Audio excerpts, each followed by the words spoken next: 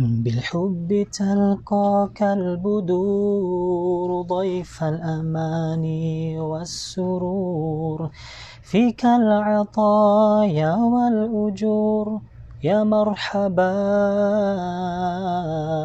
يا مرحبا زين الشهور. We welcome you, month we all adore. We pray for happiness and more. To all the people, open up your door. Peace, love, and joy. Let them soar, let them soar. Ramadan, Ramadan, welcome holy month Ramadan, Ahlan Ramadan.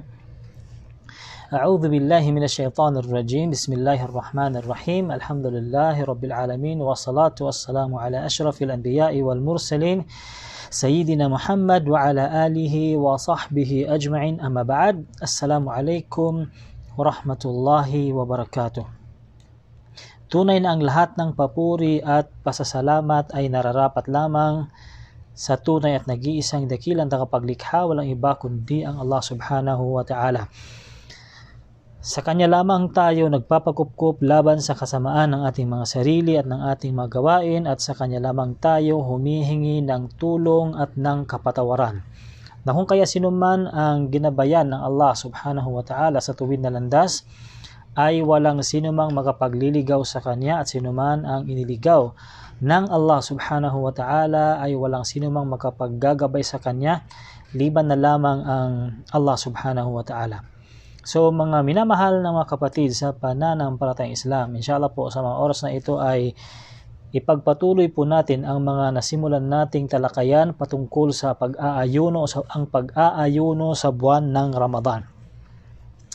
Pero bago po yan ay batiin muna natin ang ating mga brothers and sisters na nakaabang sa ating online. Assalamualaikum warahmatullahi wabarakatuh. Waalaikumsalam warahmatullahi wabarakatuh. Mashallah, si Abdurrahman nanonood, si Asgali nanonood din. So para po sa inyong lahat, waalaikumsalam warahmatullahi wabarakatuh. Inshallah po ay sabayan niyo po ako ulit sa talakayang ito. At nakakalungkot nga po mga kapatid sa pananampalatayang Islam, nang dahil nga sa sitwasyon na dinadanas po natin sa ngayon, ay marami ang nalulungkot dahil nga sa pagsubok na pinagdadaanan natin ngayon. Pero mga kapatid sa pananampalatayang Islam, gaya nga po ng sinabi ng ilan sa mga kapatid natin sa Islam, na ang lahat ng mga bagay o lahat ng mga pangyayari na ito ay nakatakda at kailangan nating tanggapin. Bagkus kailangan nating harapin ang mga pagsubok na ito, na kung kaya sabi nila, ano pa man ang pagsubok at problema na dumarating sa ating mga buhay ay kinakailangan natin itong labanan. Bagkus ang ilan sa mga kapatid natin ay yun nga, nalulungkot nga po sila kasi sabi nila, papaano na tayo magsagawa o papaano na tayo mag-fasting o mag-ayuno sa buwan ng Ramadan kung ganito ang ating kalagayan. Pero mga kapatid, sa pananampalatayang Islam, kahit ano pa man ang maging kalagayan natin, ay inshallah kayang-kaya po nating ipagpatuloy o isagawa ang pag-aayuno sa buwan ng Ramadan. Yun nga po ang naging pinagkaiba na lamang po ay hindi po tayo makapagsala ng salat at tarawih sa mga masjid, pero pwede naman po natin itong isagawa sa ating mga bahay. So na kung kaya ay wag po tayong mawala ng pag-asa, bagkus itong sa darating na Ramadan ay paigtingin pa natin at paramihin pa natin ang ating mga dua, okay, na ipaabot sa atin ng Allah subhanahu wa ta'ala ang buwan ng Ramadan, At maaari din po nating sabihin sa dua natin, Allahumma ballighna Ramadan. Allahumma ballighna Ramadan. Allahumma ballighna Ramadan. Nawa ay iparating sa amin, O Allah, ipaabot mo kami sa Ramadan.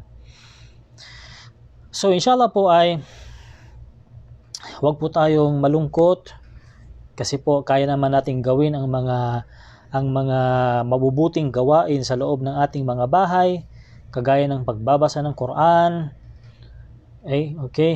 pagbabahagi ng kaalaman, pagsagawa ng pagdarasal, obligado man o voluntaryo, ay kayang-kaya po natin isagawa sa ating mga bahay, at inshallah po ay igawad sa atin ng Allah subhanahu wa ta'ala ang kanyang gantimpala, ang kanyang awa habag sa sangkatauhan sa ating mga sa mga alipin ng Allah subhanahu wa ta'ala, na kung saan yung mga tunay na naniniwala sa kanya at sa kanyang sugo. So inshallah po ay kagabi nakuha po natin ang ilan sa mga talakayin o mausapin patungkol sa buwan ng Ramadan. So mashallah, jazakumullah khairan sa mga kapatid natin na nanonood po sa atin sa ngayon. Barakallahu fikum. Paki-share nyo po para marinig po ng ilan sa mga kapatid natin, lalong-lalo yung mga baguhan sa Islam at mga kapatid natin na hindi pa sapat ang kanilang kaalaman sa pag-aayuno sa buwan ng Ramadan. Barakallahu fikum. So inshallah po ay pagpatuloy po natin ang nasimulan natin kagabi, na sinabi natin na ang pag-aayuno sa buwan ng Ramadan ay isa sa mga haligi ng Islam. Di ba sinabi po natin kagabi na ang pag-aayuno sa buwan ng Ramadan ay isa sa mga haligi ng Islam, at ito po ay inobliga sa atin ng Allah subhanahu wa ta'ala, nakagaya ng pag-obliga niya sa mga naunang tao sa atin. At nabanggit nga po natin ang katibayan mula sa sinabi ng Allah subhanahu wa ta'ala, Ya ayyuhalladhina amanu kutiba alaykumus siyam kama kutiba alal ladhina min qablikum la'allakum tattaqun. Okay, sinabi ng Allah subhanahu wa ta'ala, o kayong mga tunay na naniwala at nanampalataya sa kaisahan ng Allah subhanahu wa ta'ala. Katunayan at yaong mga naniwala sa kanyang sugo, okay, at sa kanyang batas, o sumunod sa kanyang sugo at sa kanyang batas, ang pag-aayuno ay ipinag-utos niya sa inyo, nakagaya ng pagkakautos o sa pagkakaobliga sa mga taong nauna sa inyo, nang sa gayon kayo ay magkaroon ng takot sa inyong Rabb na tagapaglikha. Okay? So ayon na rin sa hadith na binanggit ng ating mahal na propeta Muhammad sallallahu alaihi wasallam, na kanyang sinabi doon sa hadith ng 5 haligi ng Islam, sabi niya, bunyal Islam ala khams, shahadatu an la ilaha illallah, at binanggit nga po doon ang Sawmu Ramadan, na kung saan itinayo ang Islam sa 5 haligi. Ayon sa 5 haligi, ang pagsaksi na walang ibang tunay na Diyos na karapat dapat sambahin, at kabilang nga po doon nabanggit ang pag-aayuno sa buwan ng Ramadan. Ito po ay ayon sa hadith ni Bukhari. So inshallah po ay tatalakayin natin ang ilan sa mga kabutihan ng pag-aayuno sa buwan ng Ramadan. Okay, kagabi po natalakay natin ang mga biyaya, okay, at mga masasaganang biyaya dulot ng pag-aayuno sa buwan ng Ramadan. At nabanggit nga po doon sa hadith Qudsi na sa bawat mabuting gawain ng anak ni Adan ay tutumbasan ito ng mula 10 hanggang 700 kabutihan, mula 10 hanggang 700 times na kabutihan. So kabilang po yun sa mga nabanggit natin kagabi. Kaya ngayon po ay kukuhanin natin ang ilan sa mga kabutihan ng pag-aayuno sa buwan ng Ramadan. At nakalimutan ko pala, of course, ang may akda o ang nagsalin ng aklat na ito, ang aklat na pinamagatang ang aklat ng pag-aayuno, ay walang iba kundi isa sa mga butihing sheikh natin, walang iba kundi si Sheikh Alimuddin, na kung saan siya po ang nagsalin nito sa wikang Tagalog. Mashallah, jazahullahu khair, at talagang napapakinabangan natin, at ang nawa ay gantimpalaan pa siya ng Allah subhanahu wa ta'ala, na inshallah sa kung ano yung makuha nating gantimpala ay sa pamamagitan nito ay ganoon din ang gantimpala na makukuha niya. Kung marinig man ni Sheikh Alimuddin ay stay put ka lang dyan. Okay, mashallah, alam ko nag-live ka, busy ka, jazakallah khair. Yun, binabati ka namin dito sa aming live dahil nga napapakinabangan namin ang iyong aklat na isinalin mo sa wikang Tagalog. Mashallah, nawa ay maraming blessings pa ang ibigay sa iyo ng Allah subhanahu wa ta'ala at sa iyong pamilya. Allahumma amin. Okay po, ipagpatuloy po natin. Ilan sa mga kabutihan ng pag-aayuno sa buwan ng Ramadan? Ang una po nga doon, ayon sa sinabi dito, ang pag-aayuno at pagtataguyod ng mga pagdarasal sa buwan ng Ramadan ay nagbubunga ng kapatawaran sa mga naunang kasalanan. Okay po, so malinaw.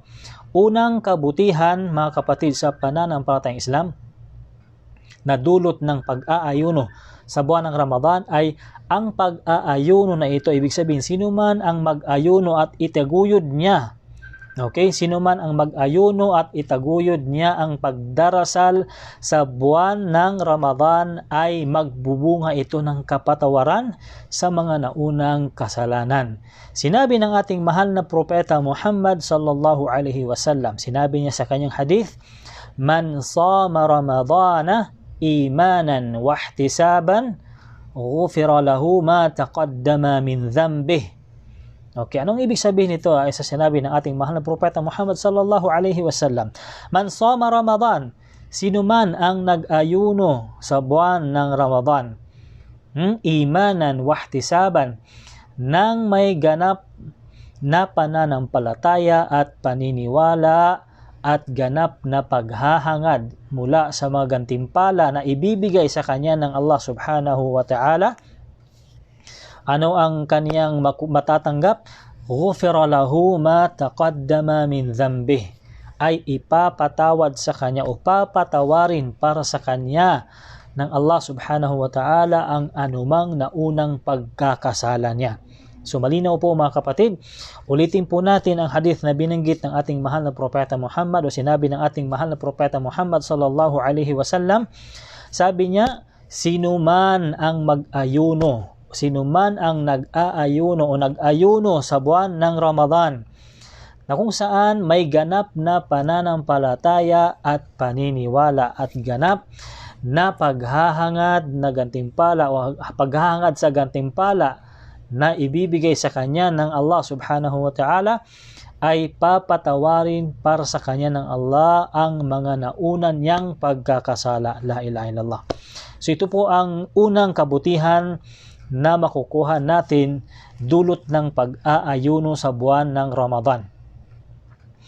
At kanya pang sinabi, ibig sabihin sinabi pa ng ating mahal na propeta Muhammad sallallahu alaihi wasallam, sabi niya, man qama Ramadana imanan wa ihtisaban, ghufira lahu ma taqaddama min dhanbihi. Yung unang hadith kanina sinabi natin, man sama Ramadana imanan wa ihtisaban, ghufira lahu ma taqaddama min dhanbihi. Ito naman, man qama Ramadana imanan wa ihtisaban, ghufira lahu ma taqaddama min dhanbihi. Ibig sabihin, sino man ang kaniyang itinaguyod ang mga pagdarasal sa buwan ng Ramadan nang may ganap na pananampalataya at paniniwala at ganap na paghahangad sa gatimpala na dala nito, ay papatawarin para sa kanya ng Allah subhanahu wa ta'ala ang mga nauna niyang pagkakasala. So ibig sabihin, kapag tayo ay nag-ayuno sa buwan ng Ramadan. Sino man ang mag-ayuno sa buwan ng Ramadan at saka kanyang itinaguyod niya ang mga pagdarasal sa buwang ito na kung saan meron siyang pag-aasam, meron siyang paghahangad ng may ganap na pananampalataya at paniniwala sa mga biyayang ipagkakaloob sa kanya ng Allah subhanahu wa ta'ala mula sa mga paghahangad sa gantimpala na dala nito ng pag-aayuno, ay papatawarin ng Allah subhanahu wa ta'ala para sa kanya ang mga nauna niyang kasalanan. Subhanallah. So ito po ang kainaman ng pag-aayuno sa buwan ng Ramadan. Ito po ang sinasabi natin na inaakala ng ilan sa mga kababayan natin na wala tayong nakukuhang benefits sa pag-aayuno. Bagkus napakaraming mga benepisyo ang makukuha natin mula sa pag-aayuno sa pamamagitan ng pag-aayuno sa buwan ng Ramadan.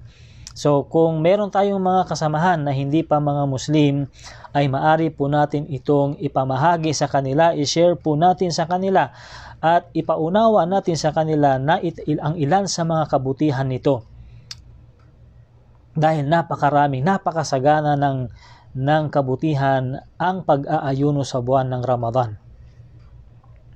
At pangalawa na kabutihan ng pag-aayuno sa buwan ng Ramadan ay sinuman ang tumayo sa gabi ng Al-Qadr o di kayo tatawag na Laylatul Qadr o tinatawag na gabi ng karangalan sa pamamagitan ng pagsasagawa ng iba't ibang pagsamba. Iba't ibang pagsamba, higit lalo ang pagdarasal, papatawarin ang kanyang mga naunang pagkakasala. Papaano po natin ito nasabi? Okay, ulitin po natin na ang pangalawang kabutihan ng pag-aayuno sa buwan ng Ramadan ay sinuman ang tumayo sa gabi ng kapasyahan, yung tinatawag na Laylatul Qadr.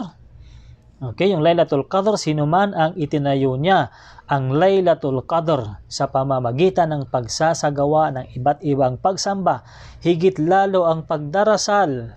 Ang pagdarasal ay papatawarin sa kanya ng Allah subhanahu wa ta'ala ang nauna niyang kasalanan.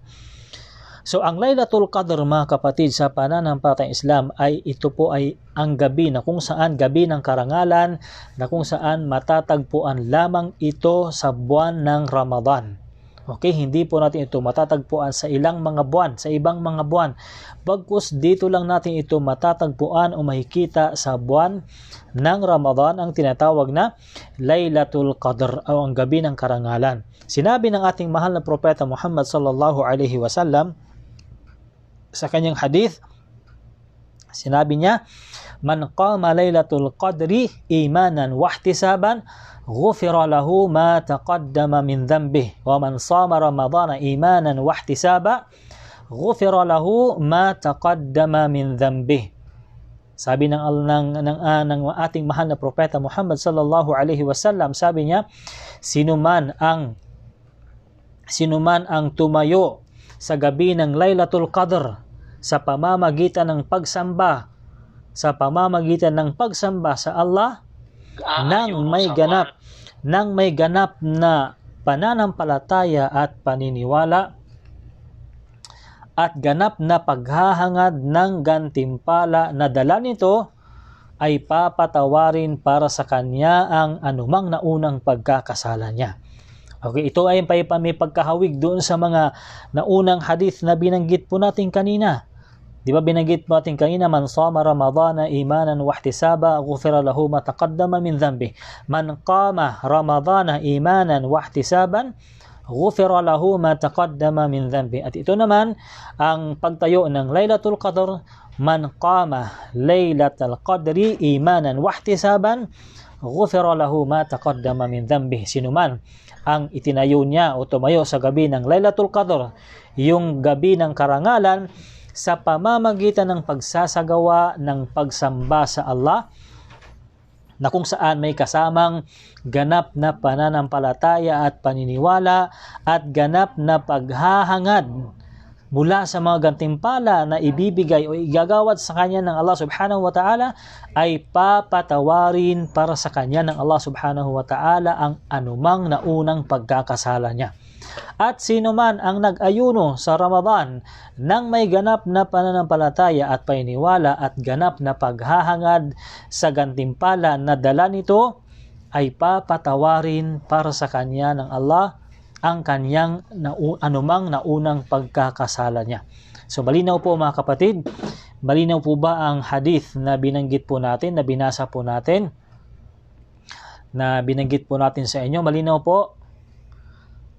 So inshallah po ay malinaw sa ating inshallah naunawaan ng ating mga kapatid na nanonood sa atin sa ngayon.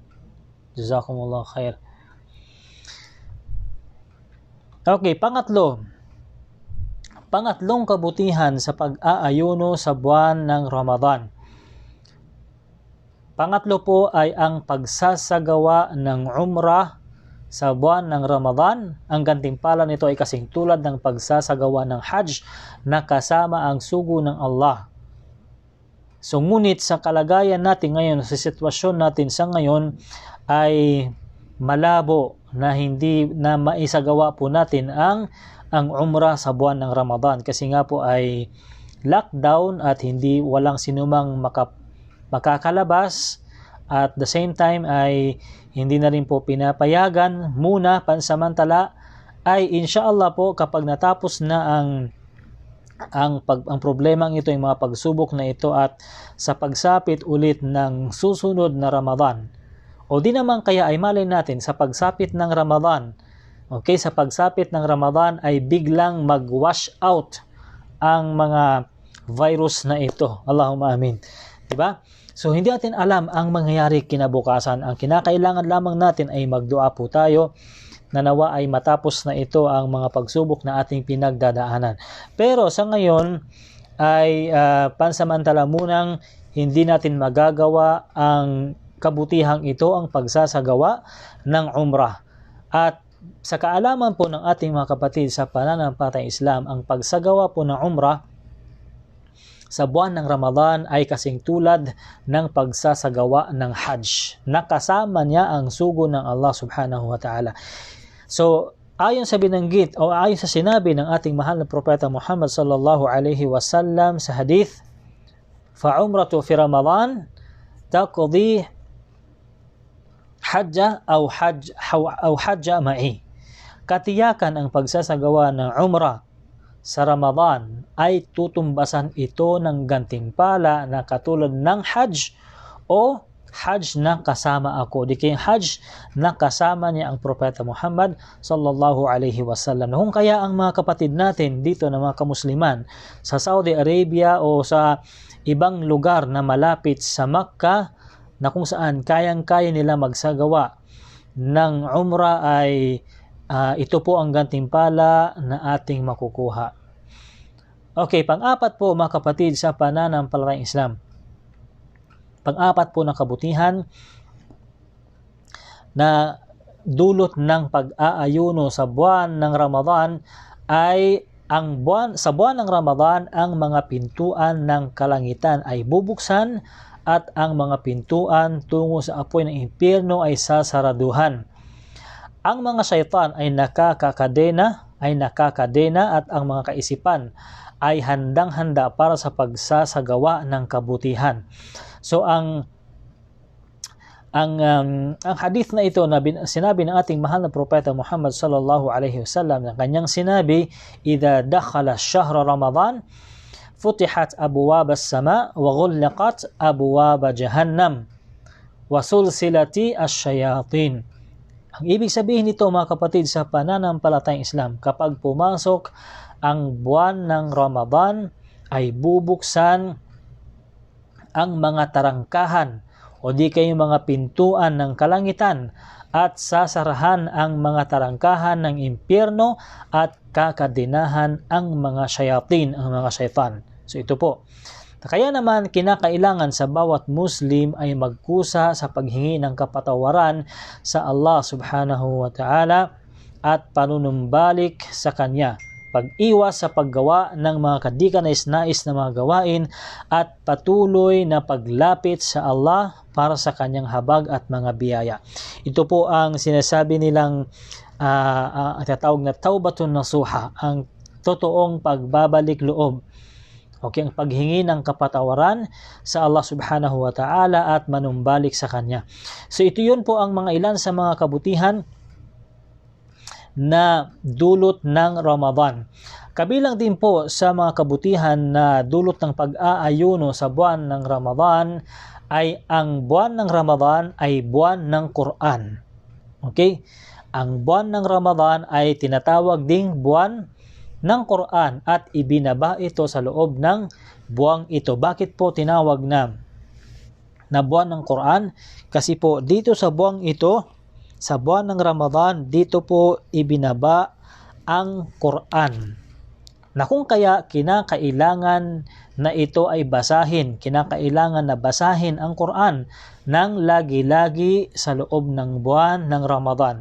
Na kung kaya, di ba mga kapatid, sa pananampalatayang Islam ay nagsusumika po tayo na pag-aralan natin ang mga alphabet o mga Arabic alphabet dahil ito po ang maging pundasyon natin para po tayo ay makabasa ng Quran. So inshallah po ay meron naman tayong pag-aaral, alhamdulillah, at inshallah po ay nagsusumikap naman ang ating mga kapatid na sila ay makabasa ng Quran. So kaya sa buwang ito, sa buwan ng Ramadan ay dito ibinaba ang Quran. Sa buwang ito, sinabi ng Allah subhanahu wa ta'ala, sinabi ng Allah subhanahu wa ta'ala sa suratul Baqarah verse 185, sinabi ng Allah, Shahru Ramadan alladhi unzila fihi al-Quran hudan linnas wa bayyinatin minal huda wal furqan. Shahru Ramadan, sa buwan ng Ramadan, alladhi unzila fihi al-Quran, na kung saan sinisimulan ng Allah ang paghahayag ng dakilang Quran sa Laylatul Qadr, na isinalin na gabi ng dakilang karangalan bilang patnubay sa mga tao. Okay? Sa buwang ito, sa buwan ng Ramadan ay ipinahayag, sinimulan ang paghahayag ng Allah subhanahu wa ta'ala ng dakilang Quran sa Laylatul Qadr.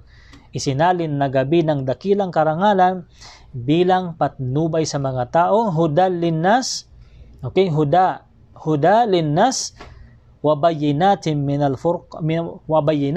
huda wal furqan, na kung saan ito ang maging patnubay sa mga tao tungo sa katotohanan. At inilahad sa gabing yaon, sa gabi ng Laylatul Qadr, ang malinaw na mga palatandaan hinggil sa patnubay ng Allah at ang mga pamantayan sa pagitan ng katotohanan at ng kamalian. Okay, na kung kaya ay sinabi natin na ang buwan ng Ramadan ay buwan ng Quran, kasi dito po sa buwang ito ibinaba ang Quran sa Laylatul Qadr, at dito rin po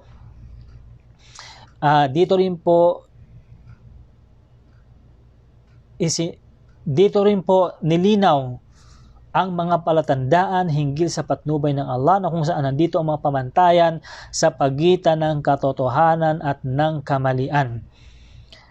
Okay, malinaw po. Number 6, mga kapatid, sa pananampalatayang Islam na mga kabutihan na ating makukuha sa pag-aayuno sa buwan ng Ramadan. Pang-anim, ang buwan ng Ramadan ay buwan ng pagbibigayan, kabaitan at kawanggawa. Okay?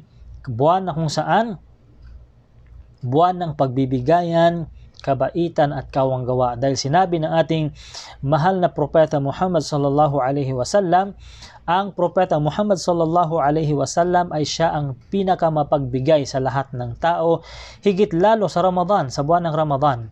Tunay na ang propeta Muhammad sallallahu alaihi wasallam ay nakikipagtagpo kasama si Anghel Gabriel alayhi salam. Sila ay nagtagpo sa bawat gabi ng Ramadan, sa bawat gabi ng Ramadan, hanggang sa matapos ang Ramadan. Binabasa ng propeta Muhammad sallallahu alaihi wasallam ang Quran sa kanya. Tunay na ang Propeta Muhammad sallallahu alaihi wasallam ay higit na mapagbigay at higit na mainam sa mabuting gawa kapag nakatagpo niya si Jibril alaihi salam kaysa sa malamig na ihip ng hangin. So ito po ang ilan sa mga kabutihan na makukuha natin dulot ng pag-aayuno sa buwan ng Ramadan.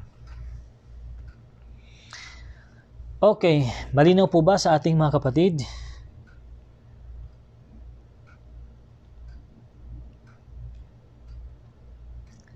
Okay, next po na kukuhanin natin ay ang mga bagay na nagpapatunay sa pagsisimula ng Ramadan.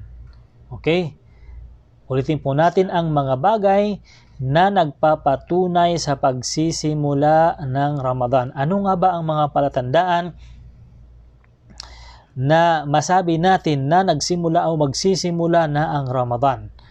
Okay, ang pagsisimula ng Ramadan ay naitatag sa pamamagitan ng pagkakakita ng gasuklay na buwan. Ano ba yung gasuklay na buwan? Ito yung tinatawag na crescent moon. Yung crescent moon. Okay, ulitin po natin, makinig po tayo. Ang pagsisimula ng Ramadan ay naitatag sa pamamagitan ng pagkakakita ng gasuklay na buwan. Ito po ang crescent moon. So may mga tao po talaga na itinilaga na kung saan sila po ang tinatawag na titingin sa tinatawag na crescent moon. Yung tinatawag nilang moon sighting. Okay?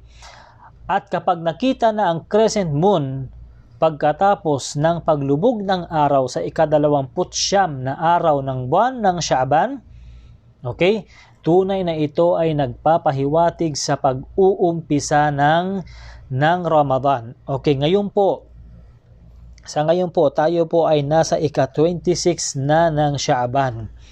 Okay? Sa ika-26 na po ng Sha'ban. So, ibig sabihin pala, kapag sumapit na ang ika-29 na araw ng Sha'ban at sa paglubog ng araw, kung makita ang crescent moon sa ika-29 ng Sha'ban, ay katunayan ito po ang nagpapahiwatig sa pag-uumpisa ng Ramadan. Ngunit, kapag ang crescent moon ay hindi nakitaan pagkatapos ng paglubog ng araw sa gabi ng ika-30 araw dahil sa maulap ang panahon o di naman kaya'y maalikabok o mausok ang himpapawid na kung kaya ang buwan ng Sha'ban ay kinakailangan na bilangin sa 30 araw. Okay, paano po? Halimbawa kapag hindi po makita o hindi po nila makita o masilip ang crescent moon. Okay, kailan yon? Kailan yon? Sa ika-29 ng Sha'ban. Kung hindi po nila makita yon, ay kukumpletuhin po ang 30 days ng Sha'ban. Kasi minsan nagkakataon po na halimbawa maulap o di naman kayo maalikabok o di naman kayo mausok ang himpapawid na kung saan hindi nila makita ang crescent moon. So dahil po dito ay kinakailangan po nating kompletuhin ang 30 days ng Sha'ban. Pero kapag nakita na ang buwan, yung crescent moon sa ika-29 ng Sha'ban, ay ito na po ang pahiwatig na magsisimula na po o di kaya mag-uumpisa na po ang Ramadan. Kung kaya sa bawat lugar, okay, sa bawat lugar po ay iba-iba ang pagsisimula ng Ramadan. Yung iba nagsisimula ng 29 ng Sha'ban at yung iba naman ay nagsisimula sa ika-30 ng Sha'ban at yung iba naman ay nagsisimula sa mismong ika-unang araw ng Ramadan. So kasi po depende po kasi ito sa pagsilip ng buwan, yung tinatawag na crescent moon. Okay po? Sinabi ng ating mahal na Propeta Muhammad sallallahu alaihi wasallam, mag-ayuno o di kayo mag-umpisa sa pag-aayuno sa buwan ng Ramadan kung kayo ay kapag ang buwan o yung tinatawag na crescent moon ay nakita. O ibig sabihin, kapag nakita na ang crescent moon ay mag-ayuno na kayo, mag-umpisa na kayo sa pag-aayuno sa buwan ng Ramadan at kayo ay tumigil sa pag-aayuno kapag nakita ulit ang buwan. Kailan yon? Sa Eid. Okay? Ngunit kapag ito ay malabo sa inyong paningin dahil sa mga kadahilanan na ating nabanggit, kung ganon, bilangin o kompletuhin ninyo ang buwan sa 30 araw. Okay, so malinaw po mga kapatid. Malinaw po ba? Tandaan po natin na ang unang-una po dito ay meron po tayong tinatawag na moon sighting. Moon sighting, titingnan po dito, sisilipin po ang buwan. Kung makikita ang buwan, ay magsimula na po ng pagfa-fasting kinabukasan.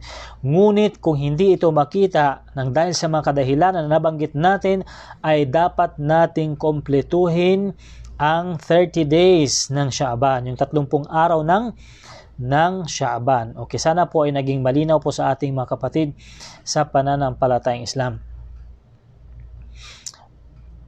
Inshallah po, kung meron pong mali sa ating nasabi, ay pwede rin po tayong i-correct ng ating mga kapatid sa pananampalatayang Islam, lalong-lalo ng mga may lubos na kaalaman patungkol sa mga bagay na ito.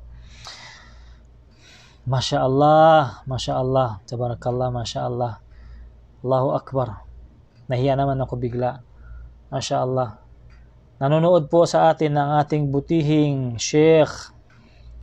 Walang iba kundi si Sheikh Abu Talha. Allahu Akbar. Assalamualaikum Sheikh. Nanonood po sa atin. Allahu Akbar. Nahiya ako bigla. Okay po. Ngayon po ay kukuhanin natin ang pagputol ng pag-aayuno sa buwan ng Ramadan. Kasi nakuha na po natin kung papaano po tayo nagsimula. Okay, na sinabi natin kanina, at matatapos po ito kapag nakita ulit ang crescent moon. Kailan yun? Sa Eid. Okay? Ngayon po ang kung puputulin ang pag-aayuno sa buwan ng Ramadan, ang putulin ang pag-aayuno sa buwan ng Ramadan ay mahigpit na ipinagbabawal, at ang sinumang gumawa nito ay nakagawa ng karumaldumal na pagkakasala. Yung bang nag-ayuno na siya, nag-fasting na siya. Okay, nag-fasting na siya. Ngunit pinutol niya ang kanyang pag-aayuno ng walang sapat na kadahilanan, ay katunayan ito po ay mahigpit na ipinagbabawal, at sinumang gumawa nito ay nakagawa siya ng karumal-dumal na pagkakasala. Kaya't sinuman na kanyang pinutol ang kanyang pag-aayuno ng walang katanggap-tanggap na dahilan at hindi makatarungan at tumanggi siya sa panunumbalik sa Allah, o ibig sabihin hindi siya nagtauba sa Allah subhanahu wa ta'ala, ay hindi tanggap ang kanyang pag-aayuno kahit pa ito ay isasagawa ng isang taong pag-aayuno. Okay po? Ulitin po natin para po maging malinaw sa ating mga kapatiran. Sino man po ang pinutol niya ang kanyang pag-aayuno ng walang katanggap-tanggap na kadahilanan at hindi makatarungan at tumanggi sa paghingi ng kapatawaran sa Allah, sa pagsagawa ng tauba, sa panunumbalik sa Allah subhanahu wa ta'ala, ay hindi tanggap sa kanya ang kanyang pag-aayuno, hindi tatanggapin ang kanyang pag-aayuno kahit pa ito ay isasagawa niya ng isang taong pag-aayuno. Okay? Malinaw po? Dahil katunayan sinabi ng ating mahal na propeta Muhammad sallallahu alaihi wasallam, sinuman na kanyang pinutol ang pag-aayuno ng isang araw mula sa Ramadan ay walang makatarungang pribilehiyo na binigay ng Allah sa kanya, ngunit at hindi sapat ang pag-aayuno sa loob ng isang taon bilang kabayaran sa kanyang ginawa. Okay, kung talagang sinadya niyang putulin ang kanyang pag-aayuno na wala siyang sapat na kadahilanan, ay hindi sapat ang kanyang pag-aayuno at walang pribilehiyo na binigay ng Allah sa kanya, at kahit pa mag-ayuno siya ng isang taong pag-aayuno ay hindi ito matutumbasan. ang kanyang magiging parusa sa dahil sa kanyang ginawang pagputol sa pag-ayuno ng walang sapat ng kadahilanan ay napakatindi. Okay, kagaya lamang ng nabanggit sa hadith ng ating mahal na propeta Muhammad sallallahu alaihi wasallam sa pinakamalapit na kahulugan nito, na kung saan habang ako ay natutulog, may dalawang lalaki o mga anghel na ang lumapit sa akin. Hinawakan ang aking itaas na braso at kami ay nagtungo sa bako-bakong bundok. Sinabi nila sa akin na ako'y umakyat, ngunit sinabi ko sa kanila na hindi ko kaya. Pero sinabi nila sa akin na papadaliin para sa akin ang pag-akyat. Nang ako ay makaakyat na sa bundok at makarating na sa gitna nito, nakarinig ako ng isang maingay na boses o tinig. Ako'y nagtanong, anong tinig ang mga ito? Kanilang sinabi, ito ang sigaw o alulong ng mga tao sa impyerno. Pagkatapos ako ay dinala sa ibang lugar at nakita ko ang mga taong nakalawit ang kanilang mga kalamnan at ang bawat dulo ng kanilang bunganga ay napupunit at tumutulo ang dugo. Tinanong ko sila, sino-sino sila? Kanilang sinabi, sila ang mga taong pinutol nila ang kanilang pag-aayuno bago pa dumating ang tamang oras sa pagtigil ng pag-aayuno. La ilaha illallah. Okay? So yun po ang magiging parusa nila. Ano yun ang magiging parusa nila? Ang magiging parusa nila ay sila ang mga taong nakalawit ang kanilang mga kalamnan. Nakalawit ang kanilang mga kalamnan, ang bawat dulo ng kanilang mga bunganga ay napupunit at tumutulo ang kanilang mga dugo. Ito po ang nabanggit sa hadith ng ating mahal na propeta Muhammad sallallahu alaihi wasallam. So malinaw po ba mga kapatid? Adhan na?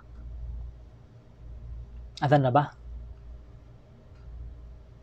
Pagkatingin ko anong oras yung adhan? Maghrib na yata. 2 minutes ang natitira. Okay, 2 minutes po ang natitira sa ating mga oras. So sana po ay nakapagbigay man lang tayo ng nakapagbahagi man lamang tayo ng kaunting kaalaman sa ating mga kapatid, lalong-lalo yung mga baguhan nating mga kapatid sa pananampalatayang Islam. At sa lahat din ng mga kapatid natin na talagang nagsasaliksik ng kaalaman, sana po ay nakapagdulot tayo sa kanila ng kaalaman hinggil sa pag-aayuno sa buwan ng Ramadan. Kung kaya ay maraming salamat po sa inyong lahat, sa inyong pagsusubaybay, sa inyong panunood. So ulitin po natin mga kapatid sa pananampalatayang Islam, bilang review po sa mga nakuha natin. Unang-una ay ang pag-ayuno sa buwan ng Ramadan. Ito po ay unang-una ipinag-utos atin ng Allah subhanahu wa ta'ala, at ito po ay inobliga sa atin ng Allah subhanahu wa ta'ala kagaya ng pag-obliga niya sa mga taong nauna sa atin, nagaya ng sinabi ng Allah subhanahu wa ta'ala sa kanyang banal na Quran, ya ayyuhalladhina amanu kutiba alaykumus siyam kama kutiba alal ladzina min qablikum la'allakum tattaqun. Sino man daw ang mag-ayuno sa buwan ng Ramadan, okay, na may kasamang paniniwala at paghahangad sa mga gantimpala na ibibigay sa kanya ng Allah, ay ipapatawad para sa kanya ang anumang mga nauna niyang pagkakasala. At sino man ang itinayo niya ito, ang Ramadan, itinaguyod niya ang pagdarasal, ang mga gawain, mga mabubuting gawain, kagaya ng pagdarasal sa buwan ng Ramadan ng may ganap na pananampalataya at paniniwala at paghahangad sa mga gantimpala na dala nito, ay ipapatawad sa kanya, papatawarin para sa kanya ang anumang mga naunang pagkakasala niya. At sinuman ang itayo niya ang Laylatul Qadr, na kung saan matatagpuan sa buwan ng Ramadan ang gabi ng karangalan, sa pamamagitan ng pagsasagawa ng may iba't ibang pagsamba, higit lalo ang pagdarasal sa buwang ito, ay ipapatawad din sa kanya ng Allah subhanahu wa ta'ala ang anumang pagkakasala nito. At nakuha na rin po natin ang ilan sa mga kabutihan ng pag-aayuno. Okay, yun na nga po yung mga gantimpala na ating makukuha. Kung sino man ang itayo niya ito, itaguyod niya ang mga pagdarasal sa buwang ito at ang mga kanais-nais na gawain sa buwang ito, yung kagaya ng pagsagawa ng umrah at ang tatawag na ang buwan ng Ramadan ay buwan ng Quran. Okay, siya ay binasa niyang Quran, okay, ng palagian at siya ay tumutulong sa kanyang mga kapwa, nagbibigay sa kanyang mga kapwa at nagpapakita siya ng kabaitan at kawang-gawa sa kanyang mga kapwa, ay ilan ito sa mga kabutihang dulot ng pag-aayuno sa buwan ng Ramadan. At yun nga po, nakuha na rin po natin ang mga hudyat o di kay mga palatandaan kung kailan po magsisimula ang buwan ng Ramadan at kailan po ito matatapos. Okay? At nakuha na rin po natin ang mga pagkaparusahan ng sinumang pinutol niya ang kanyang pag-aayuno ng walang sapat na kadahilanan. Okay, so hanggang dito na lamang po mga kapatid sa pananampalatayang Islam. Inshallah po bukas ay abangan niyo po ulit ang ating magiging talakayan bukas po. Same time pa rin inshallah. Inshallah kapag kung bibigyan tayo ng oras at inshallah po ay pag-uusapan po natin ang mga haligi ng pag-aayuno. So maraming salamat po sa inyong lahat sa inyong pagsubaybay sa amin sa mga oras na ito. Jazakumullahu khairan wa sallallahu ala nabiyina Muhammad wa ala alihi wa sahbihi ajma'in. Wassalamu alaikum wa rahmatullahi wa barakatuh.